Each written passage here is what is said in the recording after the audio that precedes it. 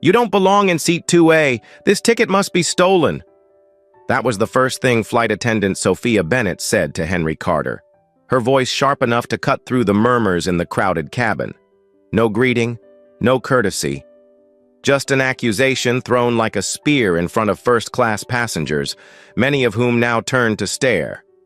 Before we dive deeper into this true story of power, bias, and accountability, I want to know, where are you watching from? Drop your city or country in the comments. And if you believe in fair skies for every passenger, tap that subscribe button and share this video. Now, back to the moment that changed everything. It was 8:15 a.m. on a Monday morning at Los Angeles International Airport. Skylight Flight SE-247, bound for New York, had just opened first-class boarding, but the process was already behind schedule.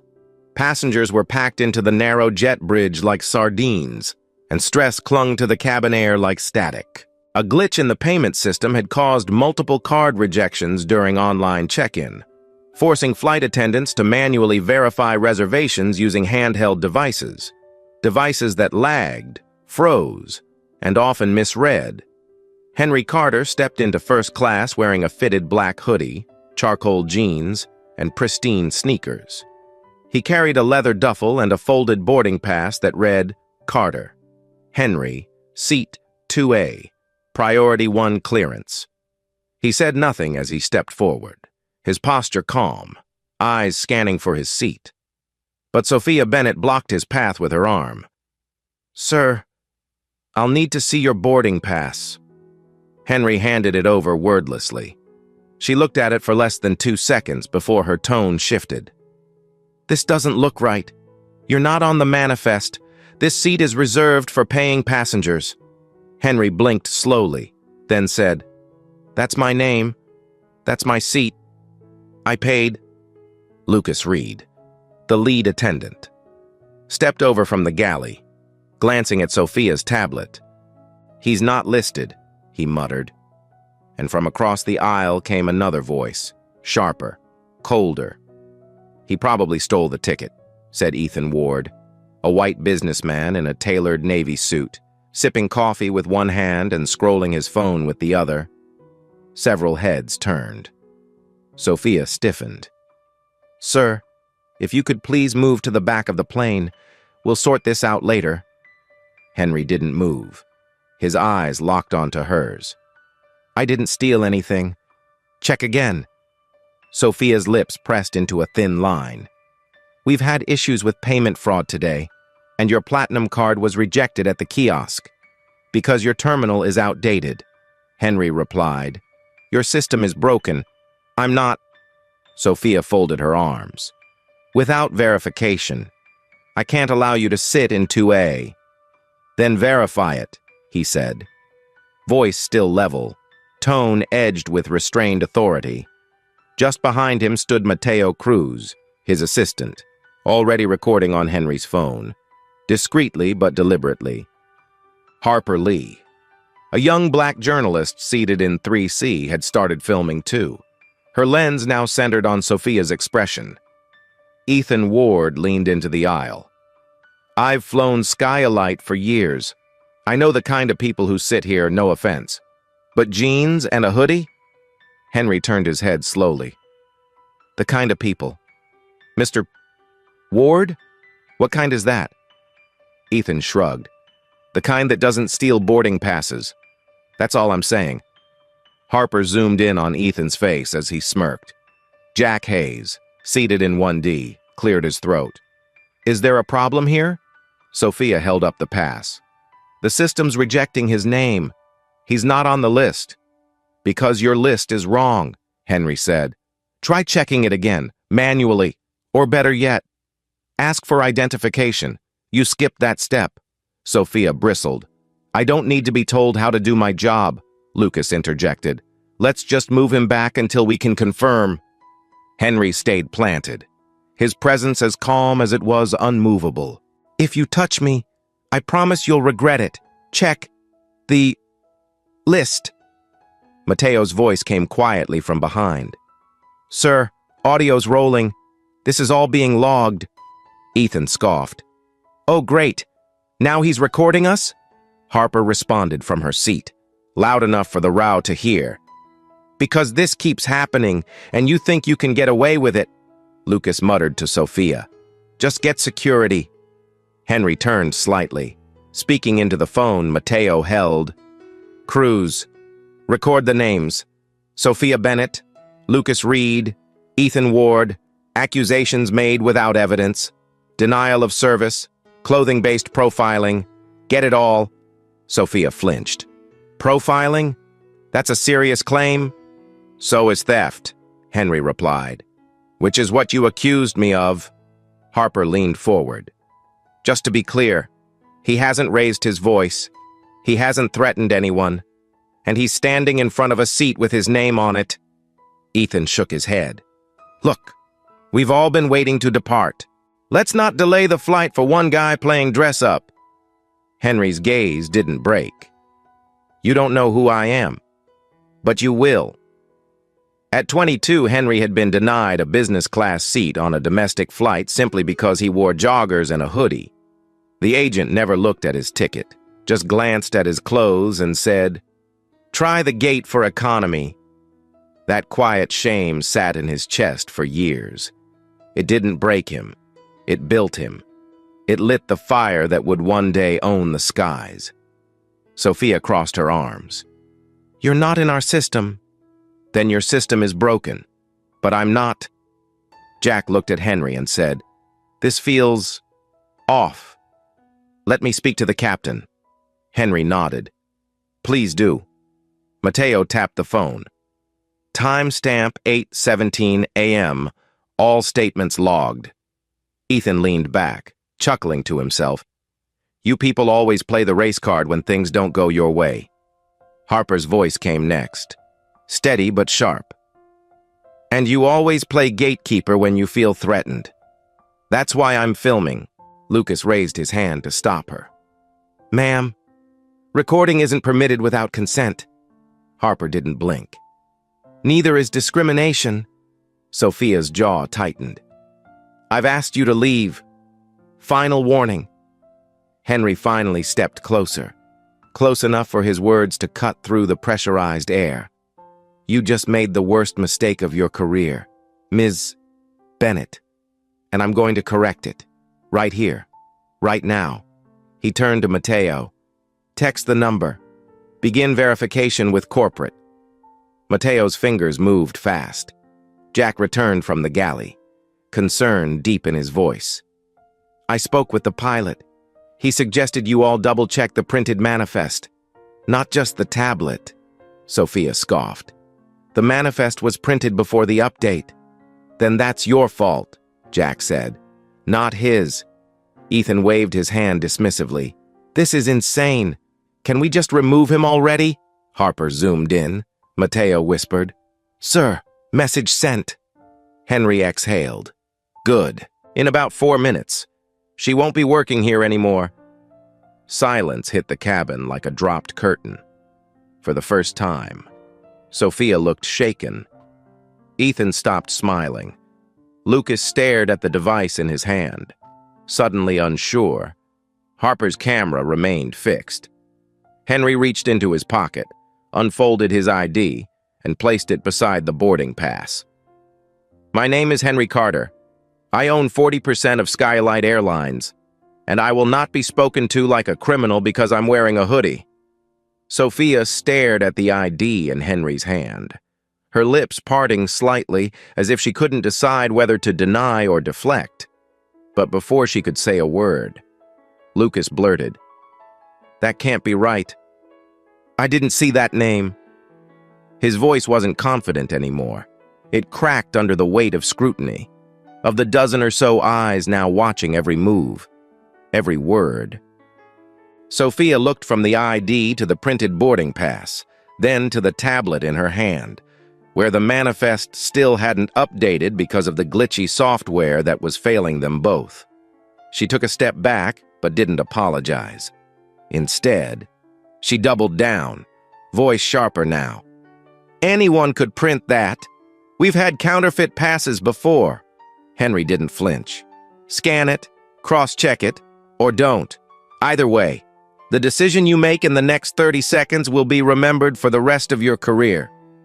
Ethan laughed again, this time forced. He's bluffing. Nobody walks in here looking like that and turns out to be a billionaire. Look at him. Hoodie, sneakers, no watch, no briefcase, no polished look. This is all for attention. But Jack Hayes, seated again in 1D, leaned forward and said calmly, "And what if he's not bluffing? What if the reason he doesn't need the briefcase or the flash is because he already owns a piece of the sky you're flying through?" Sophia's jaw tensed. "We are following protocol." Mateo's voice cut in, clear and steady. "That protocol includes confirming ID before removal. You skipped that. You also accused a verified passenger of theft. On camera." Harper continued filming, her hand remarkably steady as she captured Sophia's hesitation and Ethan's smug expression. "Just say you made a mistake," Harper offered, her voice quieter but no less firm. "Or say nothing. That camera will speak for you." Sophia's fingers hovered over her tablet. Lucas leaned closer, whispering something to her, and Henry caught just enough of it to freeze in place. "You followed what they trained us. Baggy clothes, hoodie, red flag. Remember?" Henry's eyes narrowed. "Say that again." Lucas blinked. "Nothing." "No," Henry said, stepping slightly closer. "You said red flag, baggy clothes. That's your internal rule, isn't it? Profile passengers based on attire?" Lucas's mouth opened, then closed. He looked down.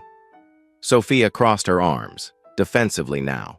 "It's not profiling, it's intuition." "No," Jack said. "It's discrimination." And with that word hanging thick in the air, a heavy silence swept over the cabin. Ethan tried to cut through it with sarcasm, muttering, "So now we're canceling common sense, too?" Harper didn't look away from her screen. "We're canceling ignorance, one flight at a time." Sophia raised her voice again. "This is a matter of security, not fashion." But Lucas, hands slightly trembling, admitted, "We were trained to watch for patterns. Sometimes attire correlates to fraud. That's what we were told." Henry looked directly at him. "That was your training? That people in casual wear are more likely to steal tickets?" Lucas nodded once, miserably. "Unwritten but enforced," Harper whispered. "That's going viral in 5 minutes." Sophia's posture stiffened as she turned toward Lucas. "You weren't supposed to say that." Henry turned to Mateo. "Make sure that line's saved. Unwritten but enforced." Mateo nodded, marked and clipped. Jack stood again and faced Sophia. "You owe this man an apology, and not a whispered one." Sophia's cheeks flushed. "I'm doing my job," Henry replied. "No, you're hiding behind your job to justify your bias. Those are different things." Sophia scoffed. "You think you can just bark orders because you're rich?" Henry's voice dropped, deep and steady. "I don't have to bark. I only need to speak the truth. And your behavior is proving it." Ethan chuckled again, but less confidently now. "You people always play the victim card." Mateo turned toward him, phone still recording. "Repeat that?" Ethan stood up halfway from his seat. "This is absurd. Can we just get on with the flight? Why are we all being held hostage for this drama?" Harper raised her phone toward Ethan and said, "Because your words are Exhibit B." Jack looked toward the cockpit. "If this doesn't stop, I'm going up front again. This is going to end badly. For the airline," Sophia snapped. "Then go. This isn't your concern." Jack turned toward her. "It became my concern the moment you insulted a passenger in front of a cabin full of witnesses. I've been flying Skylight for 15 years, and I've never seen a breakdown like this." At 24, just 2 years into his first major software acquisition, Henry was denied a flight upgrade in San Francisco because a gate agent mistook him for a delivery assistant. She ignored his boarding group number, glanced at his sweatshirt, and said, "Packages go through freight, not first." Henry didn't argue. He upgraded his company instead. That incident became a quiet benchmark. Never again be mistaken for anything less than the owner of the building. Sophia exhaled sharply, stepping toward the galley. "Fine. I'm calling security." But before she could reach the phone, Henry said, "Do that, and I'll make my first official act as owner to terminate you on the spot." Lucas turned to him, voice trembling. "You really own part of Skylight?" Henry pulled up a contact on his phone, showing the company logo and an internal contact ID labeled Board Liaison, Direct Line. 40%, Mr. Reed, more than enough to write a new policy or end a career. Sophia hesitated by the galley phone. Harper whispered, "That sound you hear? That's the echo of consequences coming down the aisle," Mateo added. "Corporate will have audio, video, names, timestamps.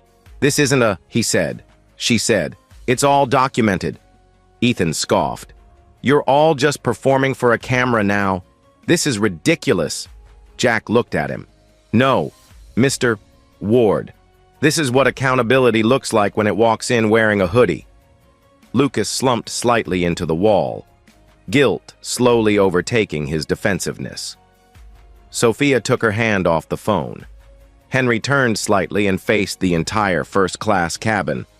"Let me be absolutely clear. What happened here today was not a misunderstanding. It was a pattern, repeated and protected by silence. And I'm done being silent." Sophia didn't move, didn't blink, as Henry's words echoed through the cabin, quieting even the most restless passengers.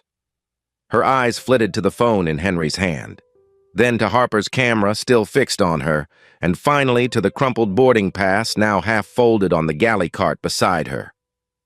Lucas stepped forward again, voice low but strained. "Mr. Carter, if I may, I think there's a reason your name didn't show." Henry turned slowly to face him. "Go on." Lucas's fingers trembled as he held up the crew's manifest tablet, its screen still glitching. "When the kiosk rejected your card, it flagged the transaction as incomplete. Sometimes, when that happens, the system auto-bumps the name to economy until it's manually corrected. If Sophia entered it that way." Henry raised his eyebrows. "Are you saying this is a system flaw or human error?" Lucas glanced sideways. "Both," Sophia snapped, her voice cracking under pressure. "I didn't bump him. I just marked it for re-verification. I didn't know it would default to economy," Harper whispered loud enough to be heard. "So you did change his seat?" Sophia flushed. "That's not what I said," Henry pressed gently, but firmly. "You're saying my name was in the system until you moved it?" Sophia's voice wavered. "There was a payment issue. I followed procedure. I didn't delete your name. I flagged it, which led to you accusing me of theft," Henry said flatly. "Which led to your colleague calling me a fake," Harper added, "and another passenger implying I didn't belong," Henry concluded. Ethan exhaled audibly. "Are we really still doing this? Mistakes happen. Let it go. No harm. No foul." Henry looked at him. "You called me a fraud. Mr. Ward, that's not a mistake. That's your character speaking without consent." Ethan rolled his eyes and stood, adjusting his tie. "Fine. I'll move to the business cabin until this circus ends." Jack stood with him. "No. You're going to sit right there and listen to how damage is undone." Sophia clutched the galley counter, visibly unraveling. "I didn't mean to." "Didn't mean to what?" Harper asked gently. "Didn't mean to follow a bias protocol that isn't written, but is deeply embedded?" Lucas spoke up again, this time steadier. We weren't told to profile people, but we were told to trust patterns, unspoken rules. If the clothes don't match the cabin, recheck the manifest. That's how it starts. Henry's voice lowered. And how many people has it ended for? At 26, during a tech conference in Singapore. Henry had booked a VIP lounge pass after a keynote speech that landed him on the cover of a major business magazine. Still wearing his hoodie and backpack from the stage, he entered the lounge and was stopped by a uniformed attendant who asked him to wait for the real pass holder. No one intervened. No one apologized. He left, sat on a bench outside, and quietly decided that one day, no one would ever dare question if he belonged again, not because of a badge, but because he'd owned the system itself. Silence fell again. Sophia glanced down, her eyes unfocused. You were dressed so casually. I thought you were trying to slip past. That's not what you thought, Henry replied. What you thought was that I didn't belong in 2A because I wasn't wearing a suit. That's not caution, that's assumption, and it costs people their dignity. Lucas swallowed hard. I'll accept whatever consequence comes, but I want to help fix it. Henry nodded, his voice like steel under velvet. You'll have that chance. But today, the first consequence lands where the first insult began. Harper's camera stayed steady as Henry took a step toward Sophia. I'm giving you one opportunity to admit your mistake, not just to me, but to this cabin, to your co-workers, and to yourself. What you do next tells me if this is retraining or termination. Sophia's breath caught. She looked around the cabin. No one came to her defense. Lucas looked away. Ethan folded his arms. Even the pilot hadn't appeared to shield her. And in that moment, her defiance crumbled.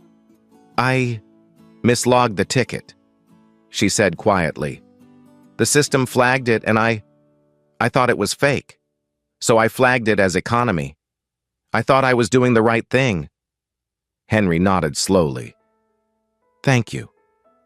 For finally telling the truth, she added, voice barely audible. But I didn't do it because of your race. I did it because we've had passengers sneak into first class before. And how many of those were wearing jeans and hoodies? Harper asked. Or looked like him? Sophia didn't answer. Henry turned to Mateo. Mark that timestamp. 8:19 a.m. Verbal admission of improper manifest handling. Passenger misclassification resulting in public accusation. Mateo tapped the screen. Logged! Ethan groaned. This is getting theatrical. Next thing you'll tell me is he's going to fire her right here in front of everyone. Henry turned slowly, expression unreadable. Actually, Mr. Ward, that's exactly what I'm going to do. Ethan blinked. Wait, you're serious? Jack leaned in. He wasn't joking when he said 40% shareholder. This man can rewrite the sky, Harper whispered. And he just did. Sophia's eyes widened. Wait, Mr. Carter, please, I didn't mean... Henry raised a hand. Not here. Not now. You'll get a fair explanation. But the moment you accused me without verification, you violated the integrity of this airline and every protocol we're meant to uphold. As of this minute, you're relieved of all passenger-facing duties. Lucas stepped forward, unsure. What about? We'll talk in the galley. Henry said, for now, take her badge and headset. The silence was broken only by the soft clicking of Mateo's phone as he logged each word. Harper lowered her camera, visibly moved. Jack sat down slowly, exhaling. Well, I've never seen a corporate reckoning delivered this quickly, Ethan muttered. Power trip. Henry looked at him one last time. No, Mr. Ward, this is a correction, one that should have happened a long time ago. Then he turned to Harper. Thank you. for documenting what many would have denied. She nodded. Truth needs witnesses. Henry looked at the other passengers. And so does justice. The remaining crew stood frozen, unsure what to do next. Lucas clutched the manifest tablet, still buzzing from the incomplete update. Mateo looked up from the phone. Corporate alert acknowledged. Legal confirmed. You have full executive discretion. Henry took one last look around the cabin, at the rows of leather seats, the quiet faces, the weight of what had just occurred, and nodded. Then let's make it official. And with that, he stepped toward the galley, ready to finish what had been started in full view of a cabin that would never forget this flight. Sophia stood motionless for a moment in the narrow space between the galley and seat 2A, her breath coming faster as the tension in the cabin deepened. Then, without another word, she turned and reached for the cabin intercom handset, pressing the button to summon gate security. Her voice was tight, but loud enough to carry. This is Flight Attendant Bennett requesting immediate personnel support. I need removal of a disruptive passenger. The silence that followed was swift and stunned. Henry didn't raise his voice. He simply turned to face the cabin again and said clearly, "You all heard that? She just called security on a verified shareholder of this airline." A ripple moved through the seated passengers. Jack Hayes stood again, the lines in his face hardening. "That's enough. This is harassment now, plain and simple." Sophia turned, headset still clutched in one hand. "I'm following safety procedures." "You're following fear," Jack said. "Not facts." Ethan Ward, still seated near the front bulkhead, scoffed audibly. "I'm sorry, but this is absurd. Can we just let the professionals do their job? If he's really who he says he is, why doesn't he just show some ID and sit down like the rest of us?" Harper's voice cut through the tension, unwavering. "Because that's not what this is about anymore. This isn't about a seat. This is about dignity, and how easily some of you tear it down with a glance." Sophia opened her mouth to speak, but her words caught. Mateo, still recording with Henry's phone, stepped forward slightly. "The call was logged. Security is en route. Any physical intervention now will be a liability." Henry nodded once. "And every word spoken here will go into the official log, including what comes next." Sophia's headset buzzed faintly in her palm, but she didn't answer it. Instead, she turned to Lucas. "Tell them he's not in the manifest." Lucas, sweating under the collar now, shook his head slowly. "I can't. I just got the updated printout." He held up a slip of paper trembling in his hand. "Henry Carter, Seat 2A, First Class, Priority 1, Verified." The cabin collectively inhaled. Harper turned the camera back on Sophia. "Now, do you want to amend your statement?" Ethan stood. "Oh, come on. He probably paid someone to fix the manifest." Harper swung her camera toward him. "Say that louder for the lawsuit." Ethan stepped back down into his seat, his bravado melting into something uglier, cornered frustration. Sophia, still silent, turned to the new manifest and scanned it, her eyes locking on Henry's name like it had betrayed her. I don't understand how it updated. It wasn't there before." "Because you moved it," Henry said, calm and deliberate. "And now that it's been restored, so has the truth. But we're not done yet." Harper's voice was soft but sharp. "Then let's finish this story right." Jack took a step toward the aisle. "You should probably cancel that security call before it gets worse," Mateo added. "Or let them come. Let them see the footage before they touch a single person." At 28, just after finalizing a $200 million acquisition for his firm, Henry had arrived at a private terminal in Phoenix for a charter flight home. He waited quietly in the corner, dressed in his usual jeans and zip hoodie, when a staffer approached and said, "This lounge is reserved for executives, sir." He'd smiled and replied, "I am the executive." But no apology came. Instead, the staffer said, "You don't look like it." That moment didn't trigger anger. It triggered strategy. Henry left quietly. But by the end of that fiscal quarter, he had secured board-level access to that very charter firm. It was the last time anyone questioned if he belonged near a runway. Sophia opened her mouth again, but this time, what came out wasn't an order or an excuse. It was the truth. "We were told during training to watch for red flags. And yes, baggy clothes, hoodies, no visible status markers. Those were on the list." The cabin went still. No one breathed. Harper whispered, "Got it," as her phone stayed trained on Sophia's face. Verbal admission, profiling directive, 8:21 a.m. Henry stood straighter. "You just said out loud what too many passengers have only guessed, that your training isn't written down, but it's alive and well. You see a hoodie, and you see a threat." Lucas looked ill. "It wasn't supposed to be like that. It was just guidance." Jack responded before Henry could. "Guidance that targets people who don't dress like you expect. That's not safety. It's selective exclusion," Harper added. "And you all just saw how fast that guidance turns into accusations." Sophia's headset buzzed again. This time she picked it up, said a few rushed words, then hung up. "Security is standing down. They were told it's resolved," Mateo said. "Good. Because if they had touched Mr. Carter, you'd be answering to legal right now, not just corporate." Sophia looked smaller now, her body, her voice, her presence shrinking under the collective weight of what she had said. Ethan leaned back, arms crossed. "So what now?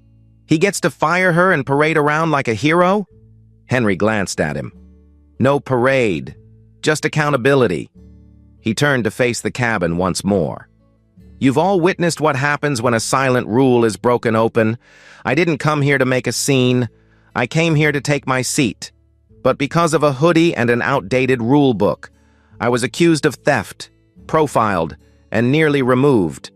Harper turned her camera briefly to the other passengers, capturing faces, some embarrassed, some angry, some quietly nodding. Jack said quietly, "You don't owe them an apology, Henry, but they owe you one." Lucas stepped forward. "I do. I'm sorry. I should have spoken up sooner. I should have checked the paper manifest first."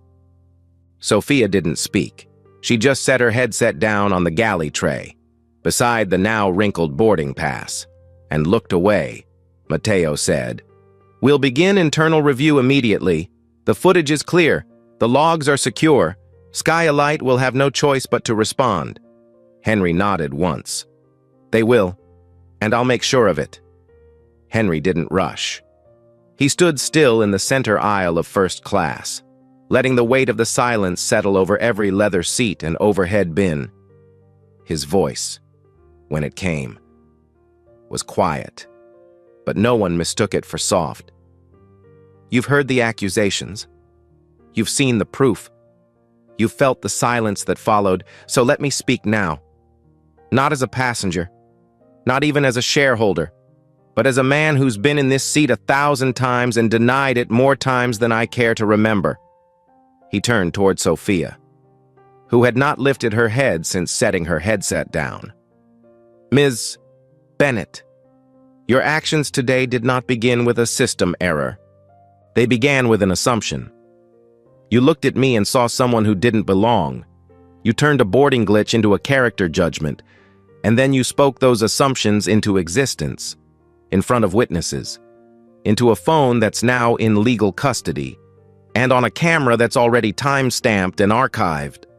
Sophia didn't speak. Henry continued, unwavering. "Effective immediately, you are terminated from all active roles within Skylight Airlines. Your conduct violated protocol, ethics, and the most basic human decency required to serve the flying public." He turned toward Lucas. "Mr. Reed, You supported her claim without confirmation. You cited a manifest you hadn't rechecked. You made comments about my appearance that implied economic fraud. As a lead attendant, your responsibility was not just to serve, it was to lead. You failed at both. Your employment is not terminated today, but your record will reflect formal reprimand, and you will be reassigned to compliance review under internal supervision. Lucas nodded once. His jaw clenched. Henry turned to the passengers. Let it be known, this isn't about punishment. This is about restoration. You cannot fix what you're unwilling to name. Today, we name it. Then his eyes found Ethan Ward, who sat with his arms folded, his posture defensive but visibly rattled. Mr. Ward, you are not an employee, so I cannot fire you. But I can, and will, invoke Skylight's flight discretion protocol, effective immediately. You are banned from all current and future flights operated by Skylight Airlines or its domestic affiliates. Your behavior was inflammatory, discriminatory, and disruptive to the safety and dignity of every person on this aircraft. Ethan stood, his voice hot and indignant. You can't be serious. I said what everyone else was thinking. He walks in here looking like he just rolled out of a gym and expects VIP treatment? Harper stood, phone still rolling. And you expect to keep traveling on airlines built by the very people you insult? That ends today? Ethan turned toward the front of the cabin, but a crew member blocked the aisle. Mateo's voice was crisp. You'll be escorted out after landing. If you refuse, Skylight Security will handle your removal. The ban is already in the system. Ethan sat back down slowly, now cornered by his own arrogance. The cabin was still tense, but the shift was palpable. What had been fear was now resolve. Henry took one final breath and turned to face the crew jump seat, where Lucas still stood rigid, his hands clasped. Is there anything else you wish to say? Lucas looked down at the tablet still shaking in his hands. Yes, there's something you all need to know. He swallowed hard. There were other complaints about profiling, attire-based assumptions, verbal slights. They came in over the last few months, passengers filing verbal complaints about how they were treated at boarding, in premium cabins, even in lounges. But they never made it to corporate, Harper whispered. Why not? Lucas blinked, shame breaking through his composure. Because we filtered them out. The crew talked about it after shifts. No one wanted to get flagged for bias. There's this unwritten culture that if you rack up too many complaints, you lose prime route eligibility. So we handled things internally. We said we resolved it. We marked complaints as passenger confusion or no follow-up. But it wasn't confusion. It was bias. And we hid it. Harper's hand tightened around her phone. You suppressed evidence. Lucas nodded. Yes. And I'm sorry. We thought we were protecting ourselves. But all we did was protect a pattern. Henry's eyes didn't narrow. They softened. Just slightly. With the pain of recognition. How many? Lucas replied quietly. 6 this quarter. Maybe more. I only know my own. Mateo stepped forward. Phone still recording. That's a policy breach. Suppressing guest reports violates FAA and internal compliance standards. Henry nodded slowly. Then we'll treat it as such. I want an audit. Full access to internal complaint records for the last 12 months. Every time an attire-based incident was mislabeled, we uncover it. Mateo responded immediately. Understood. I'll alert compliance and start a ledger review. Henry turned back to Lucas. You're going to assist in this, not because I trust you, but because you owe it to the people you silenced, Lucas whispered. Yes, sir. The rest of the cabin stayed silent, watching this unfold like a live ethics tribunal at 35,000 feet. Jack Hayes finally spoke. We can't change the past. But this feels like the future being built. Right here. Henry nodded. Exactly. What happened here won't be hidden behind corporate language. It will be named and reformed. He turned to Harper. You didn't just film an incident. You filmed a turning point, Harper replied. I just pointed the lens. You lit the truth. Mateo raised the phone. HR confirms all terminations and sanctions are registered. Security will meet us upon landing. Henry returned to seat 2A, not because it was his by policy, but because now. Everyone understood it had always been his by right. Henry stepped back into the galley where Sophia sat alone. Her posture slumped. Headset off, badge surrendered, the weight of what she'd unleashed still sinking in. Lucas stood nearby, silent, his hands clasped behind him like someone awaiting sentencing. Henry's voice was calm but resolute, not angry, just final. Ms. Bennett, your termination is now official. Your access has been revoked. HR will follow up within 24 hours. You are not to resume duty on any Skyalite aircraft moving forward. Sophia didn't look up. She didn't argue. Her eyes were unfocused, fixed on a point somewhere beyond the tray cart beside her. Lucas looked away, saying nothing. Mateo, standing behind Henry in the galley entrance, tapped the screen of his phone and nodded. Documentation logged. Corporate received it. Henry turned to Lucas. You'll remain grounded until compliance completes their review. Cooperate fully, or your suspension becomes final termination. Lucas replied softly, I will. Henry gave a small nod, then returned to the cabin, walking slowly past rows of hushed passengers. When he reached the aisle between seats 2A and 2B, he turned and addressed them. What happened today doesn't end with an apology. It begins with action. His voice carried clearly across the still air. I've spent years building companies that work better because they see people better. Starting today, Skyalite becomes one of them. I'm implementing the Skyfair policy, a mandatory bias training and transparency initiative that will roll out to every cabin crew, gate agent, and executive staffer. No exceptions. Every employee who handles passengers will be retrained within 60 days. Complaints will be logged immediately. No verbal dismissal, no internal erasure. If it's said, it's logged. If it's seen, it's reported. If it's wrong, it's corrected. A few passengers nodded. Jack Hayes clapped twice, softly but meaningfully. Harper looked up from her phone and whispered, That's how legacy begins, in policy, not PR. Henry turned and met her gaze. And legacy sticks when it's harder than silence.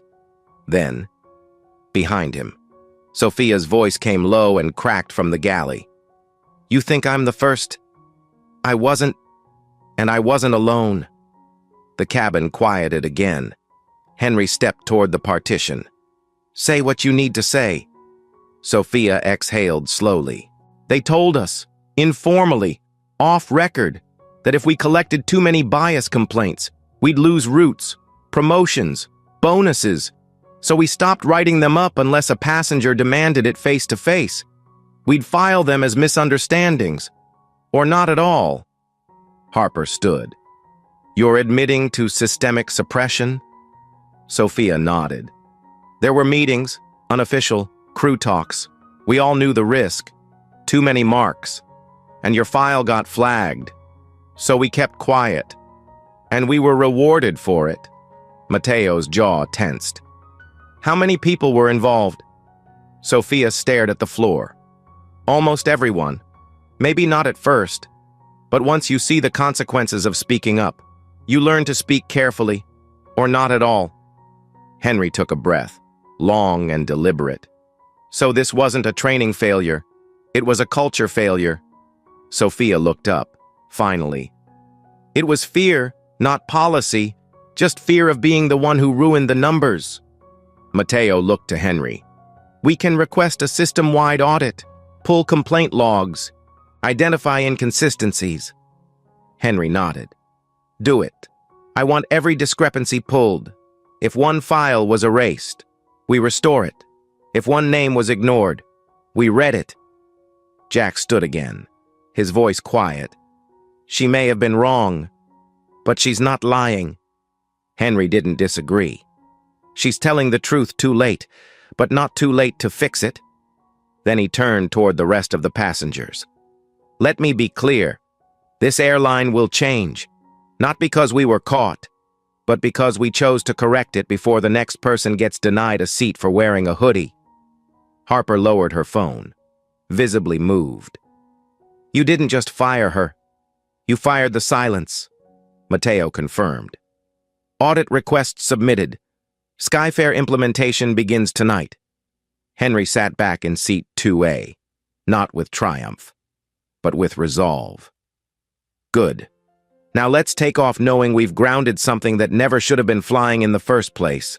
By the time Skyalite Flight SE-247 landed at JFK, the story had already begun to ripple beyond the cabin walls. Sophia Bennett was quietly escorted off the aircraft by a corporate liaison and security representative. Her badge deactivated, her access revoked. Lucas Reed remained grounded, placed under formal compliance review and assigned to cooperate with an internal audit of flight crew complaint records dating back 12 months. Ethan Ward, visibly rattled, was met at the jet bridge by legal staff and issued a permanent no-fly notice. His name entered into Skyalite's flight risk system. Harper Lee was invited by Skyalite's executive office to join as an independent ethics advisor for the Skyfare initiative. She declined the title, but agreed to consult, on one condition, that the training materials include the full footage from the flight, without edits, without disclaimers. Henry Carter didn't hold a press conference. He didn't need one. Word traveled on its own, within days.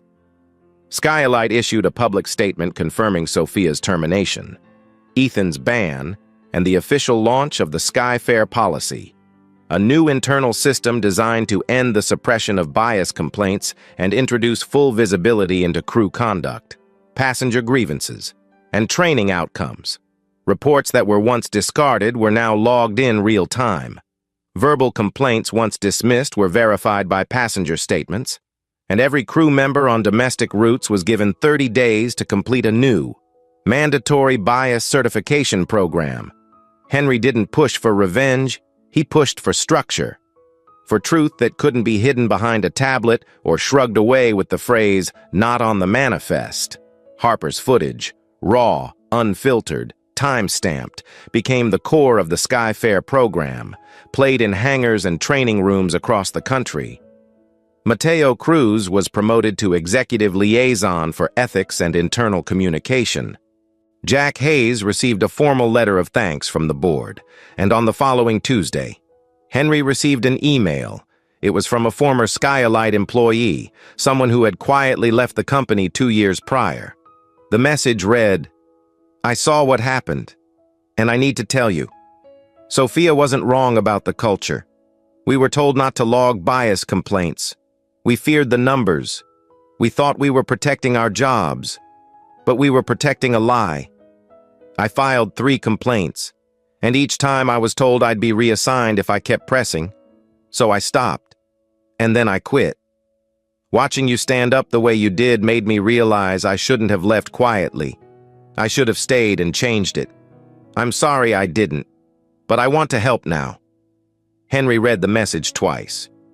Then he replied, There's still time to help. We're not just building an airline. We're rebuilding trust. Let's talk. That former employee was rehired as part of Skyalite's new Ethics and Accountability Unit.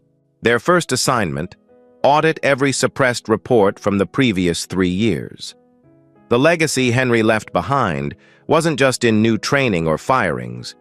It was in culture, one where silence no longer meant safety, and status was no longer measured by appearance. Months later, as Skyalite published its first quarterly report under the new policy, customer satisfaction reached an all-time high, not because the flights got faster, but because the passengers felt seen. Harper received letters from flyers saying they finally felt comfortable traveling in their own skin, in their own clothes, without needing to dress for respect.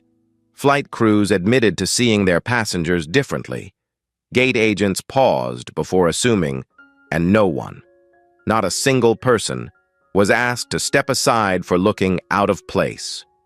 Henry continued to fly Skylight, but now he did so, knowing that the seat he fought for wasn't just his.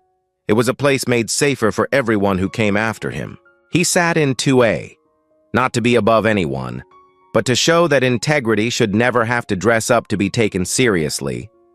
And to you, the listener, if you've ever been told you didn't look the part, or that where you are isn't where you belong, let this story remind you, you do. You always did. And the moment you choose to stand up, not with noise, but with truth, you create a space that can't be stolen back. Because sometimes, it only takes 6 minutes to change the altitude of everything.